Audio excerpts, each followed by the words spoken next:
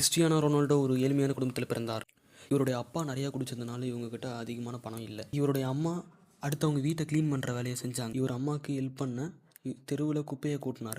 எவ்வளோ கஷ்டத்தில் இருந்தாலும் நான் ஒரு சிறந்த ஃபுட்பாலர் ஆகியே தீருவேன்ற ஒரு உறுதியோடு இருந்தார். ஒரு நாள் ரொனால்டோவோட அப்பா ரொனால்டோவை பார்த்து உன்னால் இதை செய்ய முடியாதுன்னு சொன்னார். அது ரொனால்டோவுக்கு ரொம்ப வலியை கொடுத்துச்சு. ஆனால் அவரோட அம்மா அவரை நம்பினாங்க. அவங்க சொன்னாங்க, எனக்கு உன் மேலே நம்பிக்கை இருக்குது, ஒரு புதிய வரலாறை உருவாக்க போகிற. அந்த வார்த்தைகள் ரொனால்டோ கூடவே இருந்துச்சு. ஆனால் வாழ்க்கை நம்ம நினைக்கிற மாதிரி ஈஸியாக இல்லை.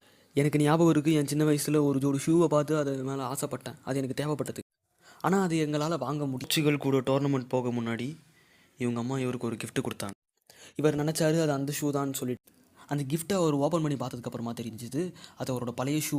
அதுவும் தைக்கப்பட்டு எல்லா இடத்துலையும் தைக்கப்பட்டு இருந்தது. ஏன்னா அவரோட அம்மாவால் அந்த ஷூவை வாங்கி தர முடியலை. அந்த நொடி அவரோட இதயமே நொறுங்கி போச்சு.